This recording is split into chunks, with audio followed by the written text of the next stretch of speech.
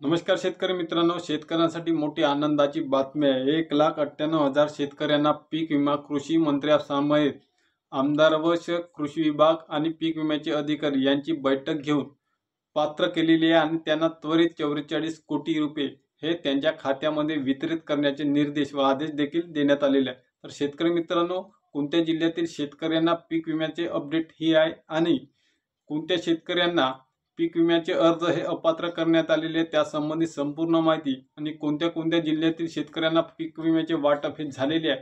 काल बहुतांश शेतकऱ्याच्या खात्यामध्ये पीक विम्याचे पैसे हे वाटप करण्याचे वितरण करण्याचे काम शासनाने पीक विमा कंपनीने सुरू केलेले आहे।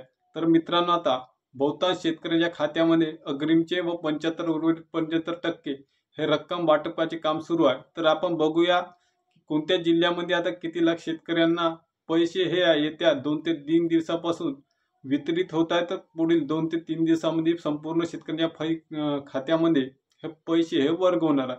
तर मित्रांनो, व्हिडिओ जर असेच महत्त्वपूर्ण बघण्यासाठी आपल्या चॅनलवर जर नवीन असाल तर पहिले सबस्क्राइब नावाची बटन उजव्या साईडला त्यावर क्लिक करा, जेणेकरून असेच महत्त्वपूर्ण व माहितीपूर्ण व्हिडिओ आपल्याला बघायला मिळेल।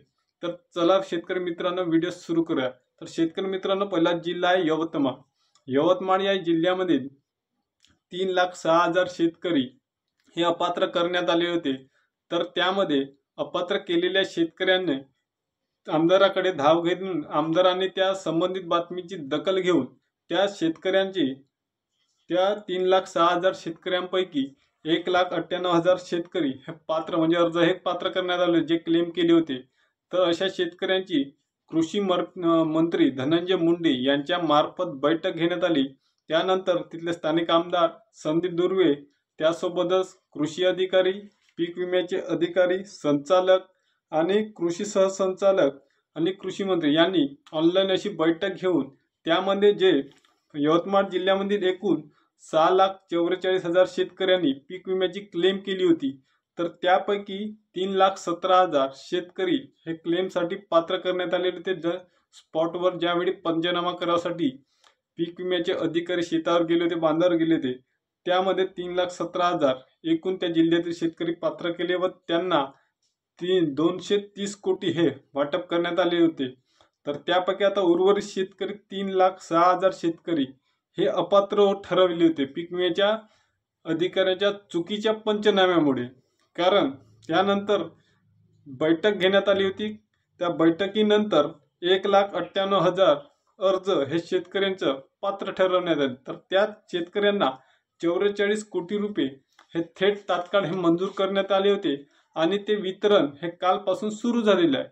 तर अशा शेतकऱ्यांना आता येत्या 2 ते 4 दिवसांमध्ये 44 कोटी पूर्ण शेतकऱ्यांचे आता खात्यावर वाटप करण्याचे काम सुरू झाले। कारण ऑक्टोबर ते नोव्हेंबर या 2 महिन्याच्या कालावधी मागील 2023 मध्ये चांगल्याच मोठ्या प्रमाणात अतिवृष्टी झाली होती। तर त्यामुळे 6,44,000 शेतकऱ्यांचं नुकसान झालं होतं, त्यांनी क्लेम केली। म्हणून आता आपण क्लेम कशी करतो त्यावर आता आपला अर्ज हा पात्र ठरतो का नाही ठरत याच्यावर आता आपल्याला काम करायचं आहे।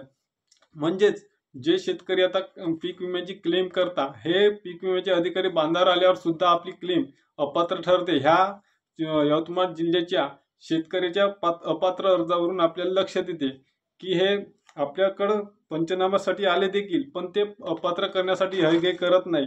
3,06,000 हा खूप मोठा आकडा आहे शेतकऱ्यांसाठी। एवढे मोठे शेतकरी म्हणजे अर्धे 6,44,000 पैकी अर्धे शेतकरी पात्र केले आणि अर्धे शेतकरी अपात्र केले। बैठक लावल्यानंतर 1,98,000 शेतकरी हे अर्ज पात्र करून त्यांना 44 कोटी रुपये मंजूर करून त्यांच्या खात्यामध्ये आता पैसे वाटप करण्याचे काम हे सुरू झालेले आहे। तिथल्या स्थानिक आमदार व कृषी अधिकारी, विमा अधिकारी यांच्या बैठकीमुळे आता उर्वरित जिल्ह्यात देखील जसं बीड झालं, नांदेड झालं, छत्रपती संभाजीनगर, चंद्रपूर झालं, नागपूर झालं, या भागामध्ये आता पीक विम्याचे वाटप हे सुरू झालेले। पण प्रत्येक शेतकऱ्याला आजच पैसे जमा होईल असे नाही, काहींना आज होईल, काहींना उद्या होईल। एका शेतकऱ्यांना आता त्या किती 25 एकर जमीन होती, त्यांना फक्त 2-2.5 हजारापर्यंत पैसे हे वाटप करण्यात आलेले आहेत त्यांच्या पीक विम्याचे। तर आपली टक्केवारी खूप ते पीक विम्याचे अधिकारी कमी टाकतात नुकसानीची.